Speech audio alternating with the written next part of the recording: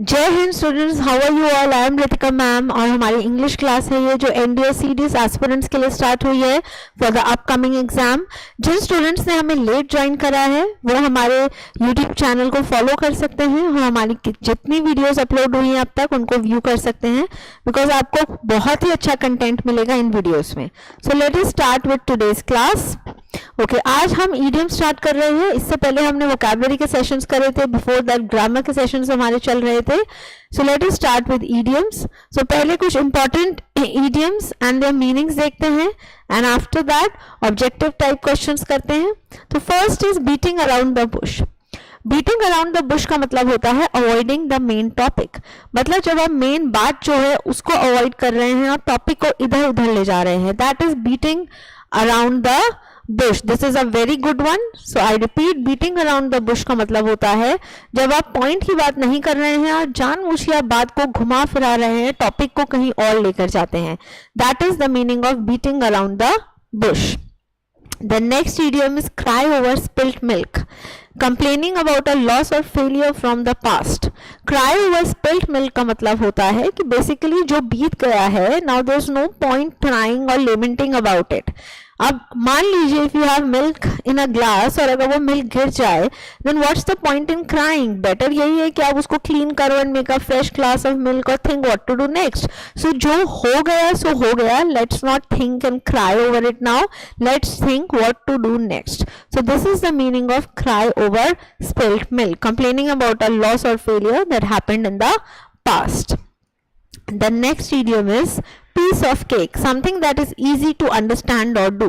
Piece of cake होता है something which is very easy for you. अगर आपको कोई टास्क दिया जाए करने के लिए और जो आपके लिए बहुत ही सिंपल हो तो आप क्या कहेंगे? It is a piece of cake for me. तो piece of cake का मतलब होता है anything which is very very easy and simple to perform. Okay. The next one, golden handshake. A big sum of money given to a person when she leaves a company or retires. So a golden handshake is basically when a person retires from a company. जब कोई person किसी company से, job से retire होता है तो उस time पे उसको जो big sum of money दिया जाता है, maybe as an incentive or maybe उसने जो इतने साल काम करा है उसके लिए एक reward हो गया, that is called a golden handshake. So golden handshake is obviously आपको जब कोई चीज मिल रही है additional at the time of retiring from job. The next is spill the beans. Spill the beans का मतलब होता है disclose a secret, मतलब छुपी हुई बात को reveal कर देना। अब देखिए, मान लीजिए कोई जार है और उसमें बीन्स हैं। बाय मिस्टेक आपसे अगर जार गिर जाता है तो जो बीन्स हैं वो सब जगह स्पिल हो जाएंगी। स्पिल मतलब स्कैटर्ड हो जाना, फैल जाना। सो जो चीज अभी तक बंद थी वो अब सबके सामने लीक हो गई। सो स्पिल द बीन्स का मतलब होता है जब आप एक सीक्रेट को, आप एक छुपी हुई बात को सबके सामने लेकर आते हैं। So basically it means to reveal a secret. Okay, then the next one is blessing in disguise, something good and useful that did not initially seem that way. blessing in disguise होता है जब आपके लिए कोई चीज एक वरदान की तरह साबित हो जो आपको पहले लग रहा था कि मे बी आपके लिए इतनी फायदेमंद नहीं होगी। कई बार क्या होता है, हम कोई काम करने से मना करते हैं क्योंकि हमें लगता है कि उससे हमें कोई प्रॉफिट नहीं होगा। लेटर ऑन वही चीज हमारे लिए बहुत बेनिफिशियल, फ्रूटफुल साबित होती है। पहले हमें लग रहा था कि उससे हमें फायदा नहीं होगा, but later on it proved a blessing for us. So that is the meaning of blessing in disguise. मतलब छुपा हुआ, disguise होता है छुपा हुआ। तो जो चीज आपको पहले नहीं दिख रही थी वो बाद में आपको पता चला कि आपके लिए एक वरदान की तरह साबित हुई। Next idiom is apple of one's eye. apple of one's eye का मतलब होता है आंखों का तारा. Like children are apple of eye of their parents.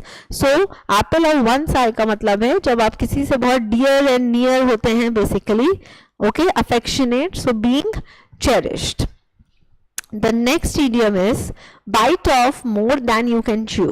Not able to complete a task due to lack of ability, मतलब जब आप कोई काम कंप्लीट नहीं कर पाते क्योंकि आपको, आपके अंदर स्किल नहीं है, एबिलिटी ही नहीं है उस काम को करने की। That is the meaning of bite off more than you can chew. अब इसको इस तरीके से समझ सकते हैं, अब if I give you chapati to eat, अब आपको अगर एक चपाती खानी ही नहीं आती है तो basically you should always chew a bite, but आप उसको च्यू नहीं कर रहे हैं, आप सिर्फ बाइट लेके चपाती की swallow कर रहे हैं, so it's a wrong way you are eating the chapati. तो इसका मतलब आपको पता ही नहीं कि फूड को कैसे च्यू करके खाना चाहिए। So this means when you don't know how to do work properly, और आप उसको एक इनकरेक्ट मैनर में कर रहे हो, that is the meaning of the idiom bite off more than you can chew. The next one, best of both worlds, the benefits of wildly differing situations enjoyed at the same time. Best of both world's होता है जब सब तरफ से आपके लिए profit ही profit है, सब कुछ अच्छा हो रहा है। लेट्स से आपकी पर्सनल लाइफ बहुत अच्छी चल रही है, आपकी प्रोफेशनल लाइफ भी अच्छी चल रही है, both personal and professional lifes are balanced, so that is the meaning of the idiom best of both worlds. तो जब आप हर तरीके से आप फायदे में ही हैं, सब कुछ अच्छा चल रहा है, इधर से भी उधर से भी, there is no problem going on, that is the meaning of best of both worlds. The next idiom, feeling a bit under the weather. This is also a very good one.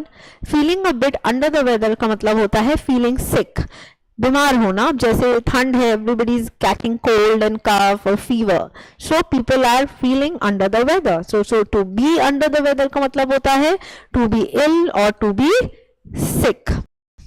The next one is icing on the cake, something that turns good into great. Icing on the cake होता है जब कोई चीज पहले से ही अच्छी है और आप उसको और बेहतर कर देते हैं। अब मान लीजिए अगर एक केक है, आपने घर में बेक करा है, तो cake is good, it's already tasty, but अगर आप उसके ऊपर आइसिंग कर देते हैं, कोई क्रीम आइसिंग कर देते हैं, इट बिकम्स इवन बेटर। तो आइसिंग ऑन द केक का मतलब होता है कि कोई चीज पहले से अच्छी है, आप उसको और बेहतर कर रहे हैं। The next one, cost an arm and a leg, very expensive. Cost an arm and a leg का मतलब होता है anything which is very very expensive. कोई ऐसी चीज, बेसिकली उसमें आपका आर्म लेग, आप कई बार हम हिंदी में कहते हैं ना कि मैं तो पूरा ही बिक गया, मेरा तो सब कुछ निकल गया उस चीज को लेने में, means now I am left with nothing. So cost N arm and a leg का मतलब होता है when you bought something which is very very very expensive और आपका मेजर फाइनेंस जो है उसको बाय करने में यूज हो गया है। Okay, the next idiom would be ball is in your court, when it is up to you to make the next decision or step. Ball is in your court का मतलब है अब आपकी चांस है, basically it's in your chance if you're playing table tennis or if you're playing let's say lawn tennis, तो ball आपकी court में है, तो मतलब अब आपने शॉट मारनी है, so now it's your chance, so अब आप डिसाइड करो आपने किस तरीके से हिट करना है बॉल को। So basically ball is in your court का मतलब है now you have the opportunity to take the decision और step. The next one, sit on the fence. Now see students, this is a very very very important one because it has come multiple time in exams. In fact अभी NDA 24 में आया था, उससे पहले 24-1 में CDS में, 23 में 23-1 and 2 में भी आ चुका है ये CDS NDA में, 22 में भी आया था। सो आप मान सकते हैं कि 22 से ये EDM आ ही रहा है, एक बार NDA में CDS में it's coming like this. So I can expect कि हम एक्सपेक्ट कर सकते हैं कि शायद फिर ये रिपीट हो जाए। तो सिट ऑन द फेंस का मतलब होता है to remain neutral, basically when you are not able to take sides और यू आर इनडिसाइसिव, ठीक है, not able to take sides, जब आप डिसाइड नहीं कर पा रहे हो कि आपको इस तरफ जाना है या उस तरफ। Let's say if you stuck, दो लोग हैं, आपको कोई डिसीजन लेना है किसको फेवर करें। So when you not able to decide कि मैं इसे फेवर करूं या मैं उसे फेवर करूं, कौन से फ्रेंड को फेवर करूं, that is the meaning of sit on the fence. So basically you are in between, so either you are neutral, not able to take sides, और you are indecisive, not able to decide. तो इस तरीके के options इसमें आपको आते हैं। So not able to take sides, to be indecisive, to be neutral. Okay, the last idiom is break the ice, to initiate a social conversation or interaction. Break the ice का मतलब होता है चुप्पी तोड़ना। मान लीजिए दो फ्रेंड्स हैं जिनमें किसी बात पे लड़ाई हो गई and they are not in talking terms, तो एक फ्रेंड ने सोचा कि मैं ही बात करने की कोशिश करता हूँ, तो जो फ्रेंड पहले इनिशिएटिव लेगा टू स्टार्ट द कॉन्वर्सेशन, वो क्या कर रहा है, ब्रेक द आइस, वो उस चुप्पी को तोड़ रहा है। सो ब्रेक द आइस का मतलब होता है to break the silence after a fight, basically start conversation. अब करते हैं कुछ ऑब्जेक्टिव टाइप क्वेश्चंस जैसे आपको एग्जाम में आते हैं, 1 idiom and 4 options. The first one is all agog. It has come earlier also, PYQ में आ चुका है ये. ऑलगॉग का मतलब होता है, I will tell you, it is all happy.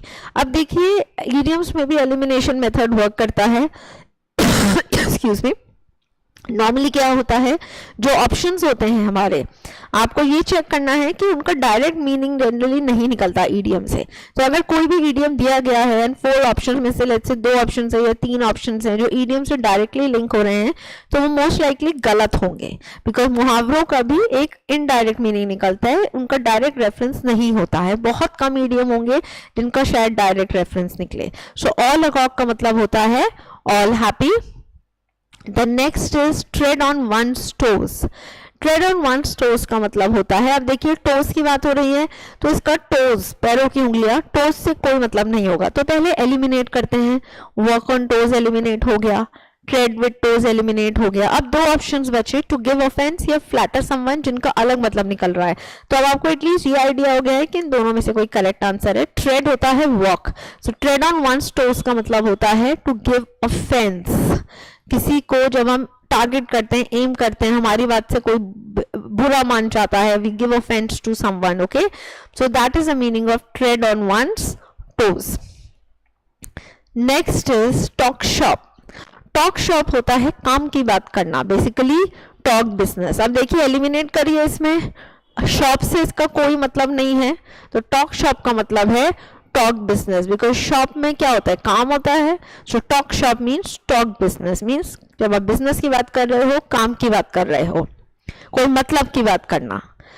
Make the best of a bad bargain. Make the best of the bad, make the best of a bad bargain.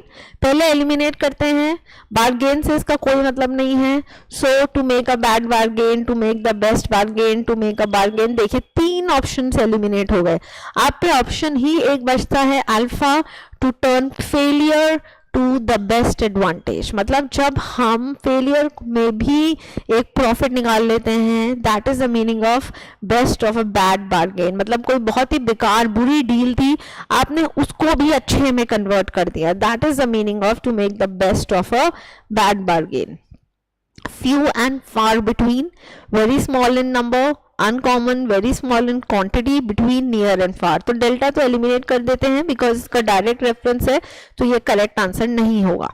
So few and far between का मतलब होता है very small in number. जब कोई चीज number में बहुत कम होती है, that is the meaning of few and far between. The next one, we should give a wide berth to bad characters. Wide means जैसे डिस्टेंस होना, ब्रॉड. सो निकालते हैं meaning. Wide berth, keep away from, publicly condemn, give publicity to and not sympathise with. So wide berth का मतलब मैं आपको बता देती हूँ. वाइड बर्थ का मतलब होता है keep away from, means keep distance. किसी को जब हम एट बे रखते हैं, जब हम किसी से डिस्टेंस मेंटेन करते हैं. So correct answer is alpha, keep away from. The next is, Sumit had to look high and low before he could find his scooter key. High and low का मतलब होता है everywhere. So high and low is everywhere. Sentence पढ़ के भी आपको meaning का idea हो रहा होगा. नॉर्मली एग्जाम्स में आपको कई बार सेंटेंस भी आ जाते हैं और कई बार हमने देखा है कि सिर्फ ईडियम भी आ सकता है. तो आपको दोनों तरीके से प्रिपेयर होना चाहिए, बिकॉज कई बार ऐसा भी हुआ है कि सिर्फ ईडियम दे देते हैं, they don't give you in a sentence. So high and low का मतलब होता है everywhere. You may rush from pillar to post, but you stand no chance of getting what you want. ये अभी recent पेपर में भी आया था, pillar to post. Pillar to post होता है from one place to another. So rush in all directions and suffer much harassment. Correct answer is bravo. Pillar to post का मतलब होता है जब आप हर तरफ घूम लेते हैं किसी काम के लिए, करने के लिए, जैसे पूरे हाथ पैर मारना और आपको कुछ भी रिटर्न में नहीं हासिल होना. That is the meaning of pillar to post. अब देखिए pillar to post है, to go to all post boxes ये नहीं हो सकता, go many offices नहीं हो सकता. तो एटलीस्ट आपके 2 ऑप्शंस तो इसमें एलिमिनेट हो ही गए हैं. The next idiom, it was clearly a case of the pot calling the kettle black when Jagjit said Ramu was a thief. Pot calling the kettle black का मतलब होता है जब आपने कोई गलती करी है और आप दूसरे को उसके लिए ब्लेम कर रहे हो. Someone criticizing for another for a fault which he himself has done. Person accusing another of being black. No, इसका direct meaning निकल रहा है, ये नहीं हो सकता. A person blaming for another for something he has not done. Both are guilty of the same mistake. Correct answer is alpha here. Someone criticizing another for a fault which he himself has done. जो आपने खुद गलती करी है पर आप दूसरे को उसके लिए blame कर रहे हो. And the last idiom would be the present undergraduate syllabus leaves very little elbow room for teachers to be innovative. अब देखिए सेंटेंस से ही पता चल रहा है elbow room का मतलब होता है स्पेस, फ्रीडम. बेसिकली टीचर्स को बहुत कम फ्रीडम मिला है अपने हिसाब से कुछ करने का. तो इसका correct answer here would be space. देखिए रूम फॉर एल्बो तो ऑब्वियसली नहीं होगा, ठीक है. Correct answer is space. So elbow room का मतलब होता है स्पेस होना, जगह होना. फ्रीडम भी निकल सकता है, इंडिपेंडेंस भी निकल सकता है इसका मतलब. So these are some important idioms which we've discussed today students, and also some selected questions. So go through all our previous sessions as well. अगर आपको कोई भी डाउट है आप मुझसे कमेंट सेक्शन में पूछ सकते हैं. I'll get back to you. Thank you so much. All the best for your exams. जय हिंद.